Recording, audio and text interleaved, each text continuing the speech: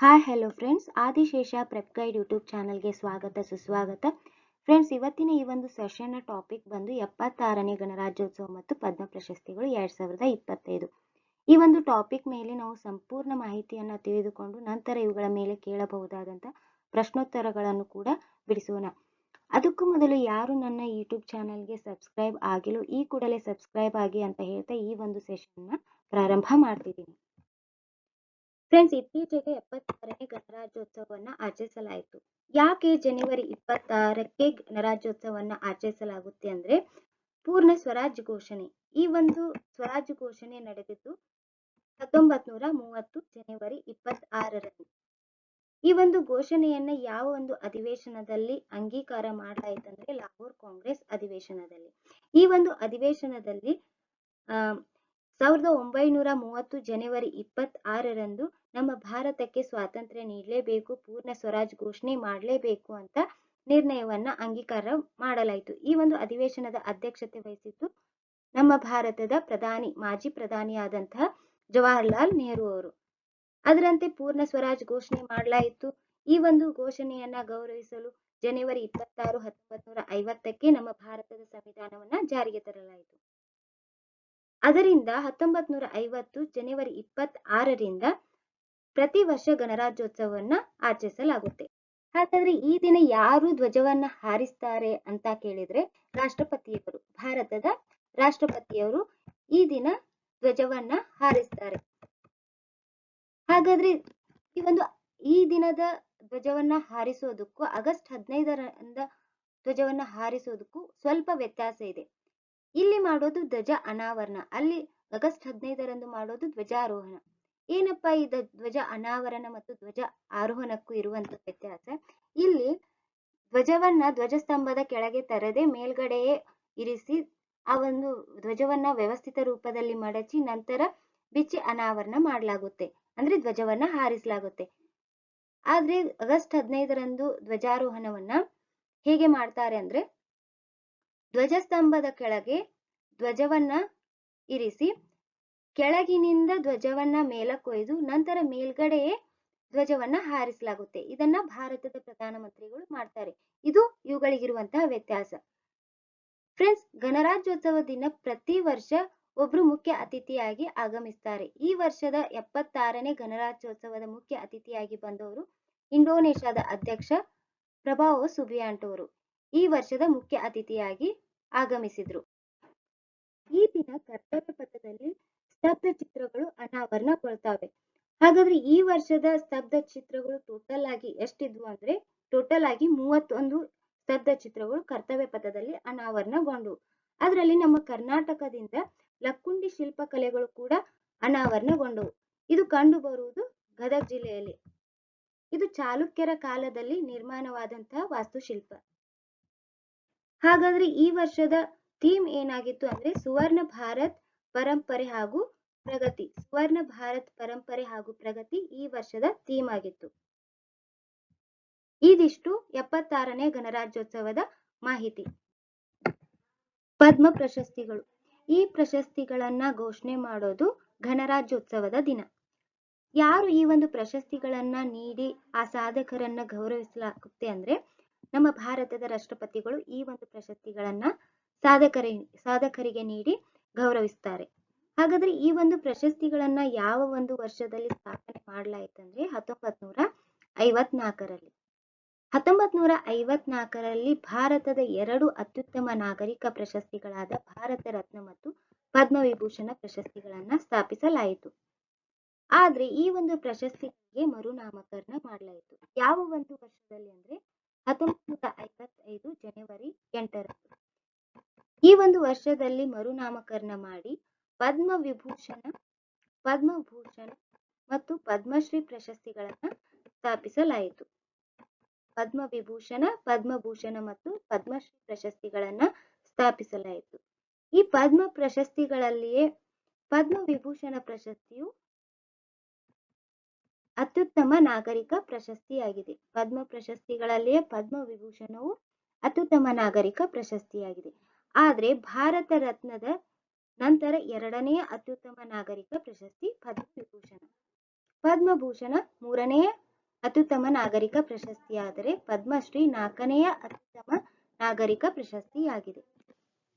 Friends, ಈ ಒಂದು ಪದ್ಮ ಪ್ರಶಸ್ತಿಗಳನ್ನ ಯಾವ ಒಂದು ಕ್ಷೇತ್ರದಲ್ಲಿ ನೀಡ್ತಾರೆ ಅಂದ್ರೆ ಕಲೆ, ಸಮಾಜ ಕಾರ್ಯ, ಸಾರ್ವಜನಿಕ ವ್ಯವಹಾರಗಳು, ವಿಜ್ಞಾನ ಮತ್ತು ಇಂಜಿನಿಯರಿಂಗ್, ವ್ಯಾಪಾರ ಮತ್ತು ಕೈಗಾರಿಕೆ, ಔಷಧ, ಸಾಹಿತ್ಯ ಮತ್ತು ಶಿಕ್ಷಣ, ಕ್ರೀಡೆಗಳು, ನಾಗರಿಕ ಸೇವೆ ಇತ್ಯಾದಿ ಕ್ಷೇತ್ರದಲ್ಲಿ ಯಾರು ವಿವಿಧ ಚಟುವಟಿಕೆಯ ವಿಶಿಷ್ಟ ಕಾರ್ಯಗಳ ಒಂದು ಅಸಾಧಾರಣ ಸೇವೆಯನ್ನ ಗುರುತಿಸಿ ಈ ಒಂದು ಪ್ರಶಸ್ತಿಗಳನ್ನ ನೀಡಲಾಗುತ್ತೆ.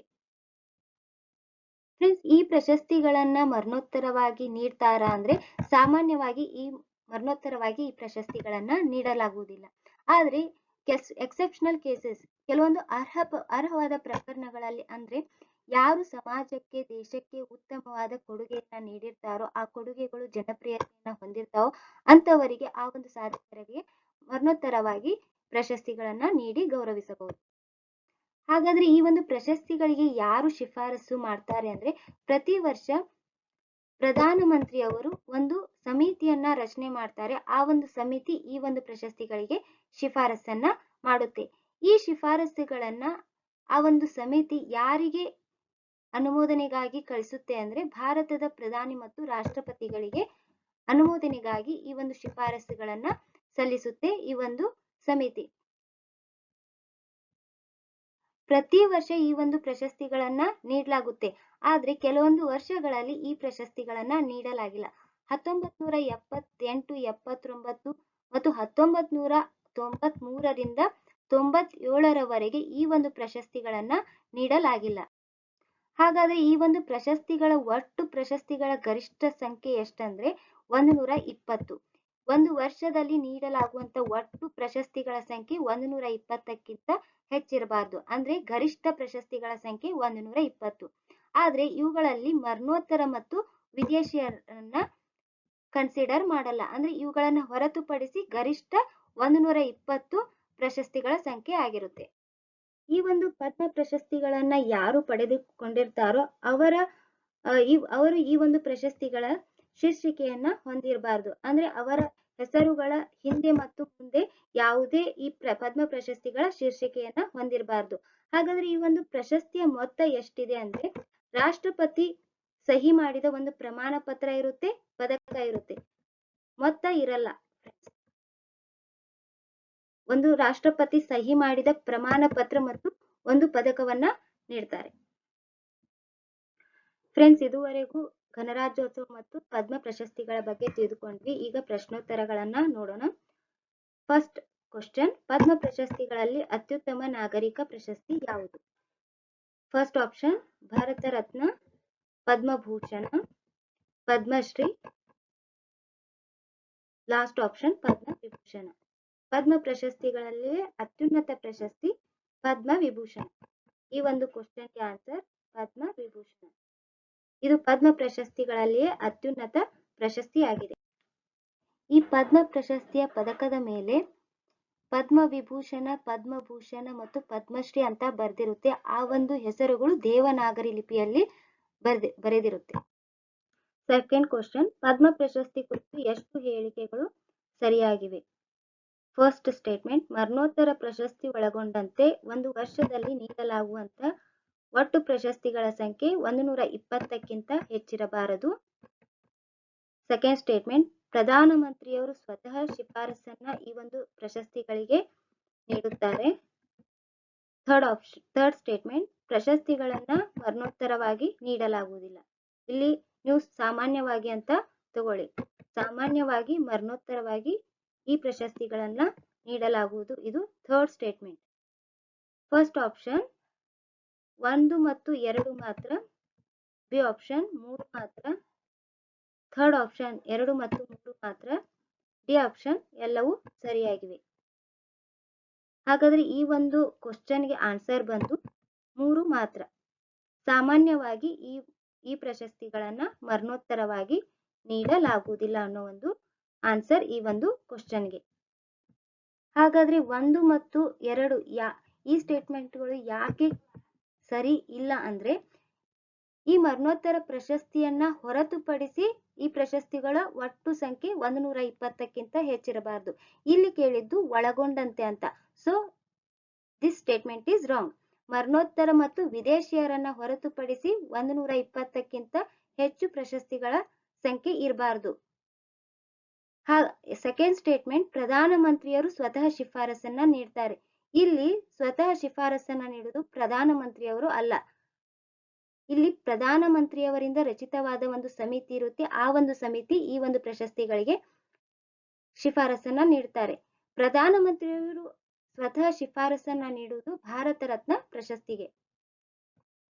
ಸೊ ಇವೆರಡು ಸ್ಟೇಟ್ಮೆಂಟ್ಗಳು ರಾಂಗ್ ಆಗಿವೆ. ಥರ್ಡ್ ಆಪ್ಷನ್, ಸಾಮಾನ್ಯವಾಗಿ ಪ್ರಶಸ್ತಿಗಳನ್ನ ಮರಣೋತ್ತರವಾಗಿ ನೀಡಲಾಗುವುದಿಲ್ಲ ಅಂದ್ರೆ ಕರೆಕ್ಟ್. ಆದ್ರೆ ಅರ್ಹ ಪ್ರಕರಣಗಳಲ್ಲಿಯೂ ಕೂಡ ಮರಣೋತ್ತರವಾಗಿ ನೀಡಲಾಗುವುದಿಲ್ಲ ಅಂದ್ರೆ ದಟ್ ಈಸ್ ರಾಂಗ್. ಅಂದ್ರೆ ಅರ್ಹ ಪ್ರಕರಣಗಳಲ್ಲಿ ಕೆಲವೊಂದು ಸಾಧಕರಿಗೆ ಈ ಒಂದು ಪ್ರಶಸ್ತಿಗಳನ್ನ ನೀಡಬಹುದು. ಥರ್ಡ್ ಕ್ವಶನ್, ಪದ್ಮವಿಭೂಷಣ, ಪದ್ಮಭೂಷಣ, ಪದ್ಮಶ್ರೀ ಪ್ರಶಸ್ತಿಗಳನ್ನ ಈ 2025ರಲ್ಲಿ ಅನುಕ್ರಮವಾಗಿ ಎಷ್ಟು ಸಾಧಕರಿಗೆ ನೀಡಿ ಗೌರವಿಸಲಾಯಿತು ಅನ್ನೋ ಒಂದು ಕ್ವಶನ್ ಇದಾಗಿದೆ. ಹಾಗಾದ್ರೆ first option 7, 19, 113, B option 19, 13, 115, C option 113, 11, 7, D option 13, 11, 115. ಹಾಗಾದ್ರೆ ಅನುಕ್ರಮವಾಗಿ ಎಷ್ಟು ಸಾಧಕರಿಗೆ ಈ ಒಂದು ಪ್ರಶಸ್ತಿಗಳನ್ನ ನೀಡಲಾಗಿದೆ ಅಂದ್ರೆ ಪದ್ಮವಿಭೂಷಣ ಪ್ರಶಸ್ತಿಗೆ 7, ಪದ್ಮಭೂಷಣ ಪ್ರಶಸ್ತಿಗೆ 19 ಜನರನ್ನ, ಪದ್ಮಶ್ರೀ ಪ್ರಶಸ್ತಿಗಳಿಗೆ 113 ಜನರನ್ನ ಆಯ್ಕೆ ಮಾಡಿ ಈ ಒಂದು ಪ್ರಶಸ್ತಿಗಳನ್ನ ನೀಡಿ ಗೌರವಿಸಲಾಗಿದೆ. ಈ ಒಂದು ಪೇಪರ್ ಅನ್ನ ನೋಡಿ, 7 ಜನರಿಗೆ ಪದ್ಮವಿಭೂಷಣ, 19 ಪದ್ಮಭೂಷಣ ಮತ್ತು 113, ಟೋಟಲ್ 139 ಸಾಧಕರಿಗೆ ಈ ಪದ್ಮ ಪ್ರಶಸ್ತಿಗಳನ್ನ 2025ರಲ್ಲಿ ನೀಡಿ ಗೌರವಿಸಲಾಗಿದೆ. ಫೋರ್ತ್ ಕ್ವಶನ್, ಪದ್ಮ ಪ್ರಶಸ್ತಿಗಳನ್ನ ಒಟ್ಟು ಎಷ್ಟು ಜನರಿಗೆ 2025ರಲ್ಲಿ ನೀಡಲಾಯಿತು? First option 138, B option 139, C option 135, D option 120. ಹಾಗಾದ್ರೆ ಎಷ್ಟು ಜನರಿಗೆ ಈ ಒಂದು ಪ್ರಶಸ್ತಿಗಳನ್ನ ನೀಡಲಾಯಿತು ಅಂದ್ರೆ ಟೋಟಲ್ ಆಗಿ 139. 7 ಪದ್ಮವಿಭೂಷಣ, 19 ಪದ್ಮಭೂಷಣ, 113 ಪದ್ಮಶ್ರೀ ಪ್ರಶಸ್ತಿಗಳನ್ನ ನೀಡಿ ಗೌರವಿಸಲಾಗಿದೆ ಈ ಒಂದು 2025ರಲ್ಲಿ. ಫೋರ್ತ್ ಕ್ವಶನ್, ಈ ಕೆಳಗಿನವರಲ್ಲಿ ಯಾರು ಪದ್ಮವಿಭೂಷಣ ಪ್ರಶಸ್ತಿಯನ್ನ ಪಡೆದಿದ್ದಾರೆ 2025ರಲ್ಲಿ? ಯಾರು ಪದ್ಮವಿಭೂಷಣ ಪ್ರಶಸ್ತಿಯನ್ನ ಈ 2025ರಲ್ಲಿ ಪಡೆದಿದ್ದಾರೆ ಅನ್ನೋ ಒಂದು ಕ್ವಶನ್ ಇದಾಗಿದೆ. First option Anantnag, B option Venkappa Ambari, C option Lakshminarayana Subrahmanyam, C option Suryaprakash. 2025ರಲ್ಲಿ ಪದ್ಮವಿಭೂಷಣ ಪ್ರಶಸ್ತಿ ಲಭಿಸಿದ್ದು ಲಕ್ಷ್ಮೀನಾರಾಯಣ ಸುಬ್ರಹ್ಮಣ್ಯ ಅವರಿಗೆ. ಇವರೊಬ್ಬರು ಪಿಟೀಲು ವಾದಕರು. ಈ ಒಂದು ಆರ್ಟಿಕಲ್ ಅನ್ನ ನೋಡಿ, 2025ರ ಪದ್ಮ ಪ್ರಶಸ್ತಿ ಪ್ರಕಟ. ನಟ ಅನಂತನಾಗ್ ಸೇರಿ ರಾಜ್ಯದ 9 ಸಾಧಕರಿಗೆ ಈ ಗೌರವ ಪ್ರಶಸ್ತಿ. 9 ಸಾಧಕರಿಗೆ, ಕರ್ನಾಟಕದಿಂದ 9 ಸಾಧಕರು ಈ ಒಂದು ಪದ್ಮ ಪ್ರಶಸ್ತಿಗಳಿಗೆ ಆಯ್ಕೆಯಾಗಿದ್ದಾರೆ. ಹಾಗಾದ್ರೆ ಆ ಪದ್ಮ ಪ್ರಶಸ್ತಿಗಳಲ್ಲಿ ಪದ್ಮವಿಭೂಷಣ ಪ್ರಶಸ್ತಿ ಬಂದಿದ್ದು ಲಕ್ಷ್ಮೀನಾರಾಯಣ್ ಸುಬ್ರಹ್ಮಣ್ಯ ಅವರಿಗೆ. ಇವರೊಬ್ಬರು ಪಿಟೀಲು ವಾದಕರು. ಹಾಗೆ ಪದ್ಮಭೂಷಣ ಪ್ರಶಸ್ತಿ ಅನಂತನಾಗ್ ಮತ್ತು ಸೂರ್ಯಪ್ರಕಾಶ್ ಅವರಿಗೆ. ಅನಂತನಾಗ್ ಒಬ್ರು ನಟರು, ಹಾಗೆ ಸೂರ್ಯಪ್ರಕಾಶ್ ಒಬ್ರು ಪತ್ರಕರ್ತರು. ಇವರಿಗೆ ಪದ್ಮಭೂಷಣ ಪ್ರಶಸ್ತಿ ಲಭಿಸಿದೆ. ಹಾಗೆ ಪದ್ಮಶ್ರೀ ಪ್ರಶಸ್ತಿ ರಿಕ್ಕಿ ಕೇಜ್, ಇವರು ಸಂಗೀತಗಾರರು, ಗ್ರಾಮಿ ಪ್ರಶಸ್ತಿ ವಿಜೇತರು. ಹಾಗೆ ವಿಜಯಲಕ್ಷ್ಮಿ ದೇಶಮಾನೆ, ಇವರು ಮೂಲತಃ ಕಲಬುರಗಿ ಜಿಲ್ಲೆಯವರು, ವೈದ್ಯರು, ಕ್ಯಾನ್ಸರ್ ರೋಗ ತಜ್ಞರು. ಹಾಗೆ ವೆಂಕಪ್ಪ ಅಂಬಾಜಿ ಅವರು, ಇವರು ಗೊಂದಳಿ ಹಾಡುಗಳನ್ನ ಹಾಡ್ತಾರೆ. ಇವರಿಗೂ ಕೂಡ ಪದ್ಮಶ್ರೀ ಪ್ರಶಸ್ತಿ ಲಭಿಸಿದೆ. ಹಾಸನ್ ರಘು ಅವ್ರಿಗೆ, ಹಾಗೆ ಭೀಮವ್ವ ದೊಡ್ಡಬಳ್ಳಪ್ಪ ಶಿಳ್ಳೆಕ್ಯಾತರ್, ಇವರು ತೊಗಲುಗೊಂಬೆ ಆಟವನ್ನ ನುಡಿಸೋದ್ರಲ್ಲಿ ಸಾಧನೆಯನ್ನ ಮಾಡಿದ್ದಾರೆ. ಹಾಗೆ ಪ್ರಶಾಂತ್ ಪ್ರಕಾಶ್ ಅವರಿಗೂ ಕೂಡ ಪದ್ಮಶ್ರೀ ಪ್ರಶಸ್ತಿ ಲಭಿಸಿದೆ. ಇವರೊಬ್ಬರು ಉದ್ಯಮಿ. ಒಟ್ಟು ಕರ್ನಾಟಕಕ್ಕೆ ಪದ್ಮ ಪ್ರಶಸ್ತಿಗಳು 9. ಅದರಲ್ಲಿ 1 ಪದ್ಮ ವಿಭೂಷಣ, 2 ಪದ್ಮಭೂಷಣ, 6 ಪದ್ಮಶ್ರೀ ಪ್ರಶಸ್ತಿಗಳು ಲಭಿಸಿವೆ. 5th ಕ್ವಶನ್, 76ನೇ ಗಣರಾಜ್ಯೋತ್ಸವದ ಮುಖ್ಯ ಅತಿಥಿಯಾಗಿ ಯಾರು ಆಗಮಿಸಿದ್ರು ಅಂತ ಕ್ವಶನ್. ಫಸ್ಟ್ ಆಪ್ಷನ್ ಇಂಡೋನೇಷ್ಯಾದ ಅಧ್ಯಕ್ಷ ಪ್ರಭಾವೋ ಸುಬಿಯಾಂಟೋ ಅವರು. ಬಿ ಆಪ್ಷನ್ ಫ್ರಾನ್ಸ್ ಅಧ್ಯಕ್ಷ Emmanuel Macron. C option Sri Lanka ಅಧ್ಯಕ್ಷ Anurag Kumar Dissanayake. D option America ಅಧ್ಯಕ್ಷ ಡೊನಾಲ್ಡ್ ಟ್ರಂಪ್. ಹಾಗಾದ್ರೆ ಈ ಒಂದು ಕ್ವಶನ್ಗೆ ಆನ್ಸರ್ ಇಂಡೋನೇಷ್ಯಾದ ಅಧ್ಯಕ್ಷ ಪ್ರಭಾವೋ ಸುಬಿಯಾಂಟೋ. ಇವರು 76ನೇ ಗಣರಾಜ್ಯೋತ್ಸವದ ಮುಖ್ಯ ಅತಿಥಿ. ಹಾಗಾದ್ರೆ ಈ ಫ್ರಾನ್ಸ್ ಅಧ್ಯಕ್ಷ ಇಮ್ಯಾನ್ಯುಯಲ್ ಮ್ಯಾಕ್ರನ್ 75ನೇ ಗಣರಾಜ್ಯೋತ್ಸವದ ಮುಖ್ಯ ಅತಿಥಿಯಾಗಿ ಬಂದಿದ್ರು. ಈ ಒಂದು ಪಿಕ್ಚರ್ ನೋಡಿ. First republic day chief guest 1950 Indonesia's president Sukarno. ಅಂದ್ರೆ ಮೊದಲ ಗಣರಾಜ್ಯೋತ್ಸವದ ಮುಖ್ಯ ಅತಿಥಿ ಇಂಡೋನೇಷ್ಯಾದವರೇ. ಅವರು ಸುಕಾರ್ನೋ, ಇಂಡೋನೇಷ್ಯಾದ ಅಧ್ಯಕ್ಷ ಸುಕಾರ್ನೋ 1950 ಅವರು first republic day chief guest ಆಗಿ ಬಂದಿದ್ರು. ಈ ವರ್ಷದ ಅಂದ್ರೆ 76ನೇ ಗಣರಾಜ್ಯೋತ್ಸವದ ಮುಖ್ಯ ಅತಿಥಿಯಾಗಿ ಇಂಡೋನೇಷ್ಯಾದ ಅಧ್ಯಕ್ಷರೇ ಮಿಸ್ಟರ್ ಪ್ರಭಾವೋ ಸುಬಿಯಾಂಟೋ ಅವರು ಆಗಮಿಸಿದ್ರು. 6th ಕ್ವಶನ್, 76ನೇ ಗಣರಾಜ್ಯೋತ್ಸವದ ಥೀಮ್ ಏನಾಗಿತ್ತು ಅನ್ನೋ ಒಂದು ಕ್ವಶನ್ಗೆ ಆಪ್ಷನ್ ಸುವರ್ಣ ಭಾರತ್ ಪರಂಪರೆ ಹಾಗೂ ಪ್ರಗತಿ, ಸಶಕ್ತ ಮತ್ತು ಸುರಕ್ಷಿತ Bharat. B option. C option Jan Bhagidari. D option ಶಿಕ್ಷಿತ್ ಭಾರತ್ at 2047. ಯಾವುದು ಈ ಒಂದು ಕ್ವಶನ್ಗೆ ಆನ್ಸರ್ ಅಂದ್ರೆ ಸುವರ್ಣ ಭಾರತ್ ಪರಂಪರೆ ಹಾಗೂ ಪ್ರಗತಿ ಅನ್ನೋದು 76ನೇ ಗಣರಾಜ್ಯೋತ್ಸವದ ಥೀಮ್ ಆಗಿತ್ತು. ಈ ಒಂದು ಪೇಪರ್ ಅನ್ನ ನೋಡಿ. ರಾಷ್ಟ್ರಪತಿ ದ್ರೌಪದಿ ಮುರ್ಮು ಅವರ ಸಮ್ಮುಖ ಸ್ವರ್ಣಿಮ್ ಭಾರತ್ ವಿರಾಸತ್ ಮತ್ತು ವಿಕಾಸ್, ಸುವರ್ಣ ಭಾರತ್ ಪರಂಪರೆ ಮತ್ತು ಅಭಿವೃದ್ಧಿ ಅನ್ನೋ ಒಂದು ಪರಿಕಲ್ಪನೆಯಲ್ಲಿ ಈ ಬಾರಿಯ ಗಣರಾಜ್ಯೋತ್ಸವದ ಆಚರಣೆಯನ್ನ ಆಚರಿಸಲಾಯಿತು. ಇಂಡೋನೇಷ್ಯಾದ ಅಧ್ಯಕ್ಷ ಪ್ರಭಾವೋ ಸುಬಿಯಾಂಟೋ ಅವರು ಈ ಬಾರಿ ಗಣರಾಜ್ಯೋತ್ಸವಕ್ಕೆ ಅತಿಥಿಯಾಗಿ ಆಗಮಿಸಿದ್ರು. ಹಾಗಾದ್ರೆ ಈ ವರ್ಷದ ಥೀಮ್ ಬಂದು ಸುವರ್ಣ ಭಾರತ್ ಪರಂಪರೆ ಹಾಗೂ ಪ್ರಗತಿ. 7th ಕ್ವಶನ್, ಕರ್ನಾಟಕದ ಸ್ತಬ್ಧ ಚಿತ್ರ ಯಾವುದು? ಅಂದ್ರೆ ಈ ವರ್ಷದ 76ನೇ ಗಣರಾಜ್ಯೋತ್ಸವದಲ್ಲಿ ಕರ್ತವ್ಯ ಪಥದಲ್ಲಿ ಅನಾವರಣಗೊಂಡ ಸ್ತಬ್ಧ ಚಿತ್ರ ಯಾವುದು ಅಂತ ಕೇಳ್ತಿದ್ದಾರೆ.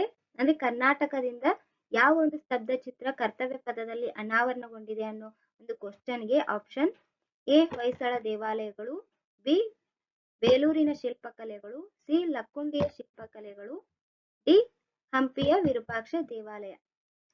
ಈ ಒಂದು ಕ್ವಶನ್ಗೆ ಆನ್ಸರ್ ಕರ್ನಾಟಕದ ಸ್ತಬ್ಧ ಚಿತ್ರ ಬಂದು ಲಕ್ಕುಂಡಿಯ ಶಿಲ್ಪಕಲೆಗಳು. ಇದು ಗದಗ ಜಿಲ್ಲೆಯಲ್ಲಿದೆ. ಇದು ಚಾಲುಕ್ಯರ ಕಾಲದಲ್ಲಿ ನಿರ್ಮಾಣವಾದಂತಹ ವಾಸ್ತುಶಿಲ್ಪ. ಅದಕ್ಕೆ ನೀವು ಏನ್ ಮಾಡ್ಬೇಕು, ಚಾಲುಕ್ಯರ ಕಲ್ಯಾಣಿ ಚಾಲುಕ್ಯರು ಮತ್ತು ಬಾದಾಮಿ ಚಾಲುಕ್ಯರು ಈ 2 ಪಾಠಗಳನ್ನ ಓದ್ಕೊಳ್ಬೇಕಾಗುತ್ತೆ. ಮುಂದಿನ ಸ್ಪರ್ಧಾತ್ಮಕ ಪರೀಕ್ಷೆಗಳಲ್ಲಿ ಈ ಒಂದು ಪಾಠದ ಮೇಲೆ ನಿಮ್ಗೆ ಕ್ವಶನ್ಸ್ಗಳು ರೈಸ್ ಆಗ್ಬಹುದು. ಈ ಒಂದು ಆರ್ಟಿಕಲ್ ಅನ್ನ ನೋಡಿ. ಕರ್ನಾಟಕದ ಗದಗ ಜಿಲ್ಲೆಯ ಲಕ್ಕುಂಡಿ ಜಿನಾಲಯದ ಸ್ತಬ್ಧ ಚಿತ್ರ ಗಮನ ಸೆಳೆಯಲಿದೆ. ಜೈನ ಮಂದಿರಗಳಲ್ಲಿ ಬ್ರಹ್ಮ ಈ ದೇಗುಲವನ್ನು 11ನೇ ಶತಮಾನದಲ್ಲಿ ಕಲ್ಯಾಣಿ ಚಾಲುಕ್ಯರ ಅವಧಿಯಲ್ಲಿ ನಿರ್ಮಿಸಲಾಗಿದೆ. ಈ ದೇವಾಲಯದ ಶೈಲಿಯು ಕುಕನೂರಿನ ಶಿವ ದೇಗುಲವನ್ನ ಹೊಂದಿದೆ. ಈ ಲಕ್ಕುಂಡಿಯ ಶಿಲ್ಪಕಲೆಯಲ್ಲಿ ಕಾಶಿ ವಿಶ್ವನಾಥ್ ಟೆಂಪಲ್, ಲಕ್ಷ್ಮೀ ನಾರಾಯಣ್ ಟೆಂಪಲ್ ಹಾಗೂ ನನ್ನೀಶ್ವರ್ ಟೆಂಪಲ್ಗಳು ಕೂಡ ಅನಾವರಣಗೊಂಡಿವೆ. 8th ಕ್ವಶನ್, ಸ್ವದೇಶಿ ನಿರ್ಮಿತ ಯುದ್ಧ ನೌಕೆಗಳು ಯಾವುವು? ಫಸ್ಟ್ ಆಪ್ಷನ್ ಐಎನ್ಎಸ್ ಸೂರತ್ ಮತ್ತು ಐಎನ್ಎಸ್ ನೀಲಗಿರಿ. ಬಿ ಆಪ್ಷನ್ ಐಎನ್ಎಸ್ ನೀಲಗಿರಿ ಮತ್ತು INS Vagsheer. C INS Surat ಮತ್ತು ಐಎನ್ಎಸ್ ವಾಕ್ಷೀರ್. ಡಿ ಎಲ್ಲವೂ ಸರಿ. ಹಾಗಾದ್ರೆ ಈ ಒಂದು ಕ್ವಶನ್ಗೆ ಆನ್ಸರ್ ಐಎನ್ಎಸ್ ಸೂರತ್ ಮತ್ತು ಐಎನ್ಎಸ್ ನೀಲಗಿರಿ ಇವು ಸ್ವದೇಶಿ ನಿರ್ಮಿತ ಯುದ್ಧ ನೌಕೆಗಳಾಗಿವೆ. ಈ ಒಂದು ಆರ್ಟಿಕಲ್ ಅನ್ನ ನೋಡಿ. ದೆಹಲಿ ಗಣರಾಜ್ಯೋತ್ಸವದಲ್ಲಿ ಯುದ್ಧ ನೌಕೆಗಳ ಸ್ತಬ್ಧ ಚಿತ್ರ ಪ್ರದರ್ಶನ.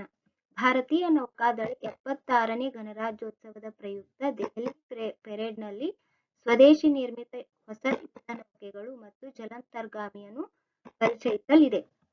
ಐಎನ್ಎಸ್ ಸೂರತ್, ಐಎನ್ಎಸ್ ನೀಲಗಿರಿ ಮತ್ತು ಜಲಾಂತರ್ಗಾಮಿಯಾದ ಐಎನ್ಎಸ್ ವಾಕ್ಷಿತ್ ಅನ್ನು ಭಾರತ್ ಆತ್ಮನಿರ್ಭರ್ ನೌಸೇನಾ ಸೆ ರಾಷ್ಟ್ರ ನಿರ್ಮಾಣ ಅನ್ನೋ ಒಂದು ಸ್ತಬ್ಧ ಚಿತ್ರದೊಂದಿಗೆ ಕರ್ತವ್ಯ ಪಥದಲ್ಲಿ ಜನವರಿ 26ರಂದು ಜಗತ್ತಿನ ಎದುರಿಗೆ ತೋರ್ಪಡಿಸಲಾಗಲಿದೆ ಅನ್ನೋ ಒಂದು ಆರ್ಟಿಕಲ್ ಬಂದಿತ್ತು.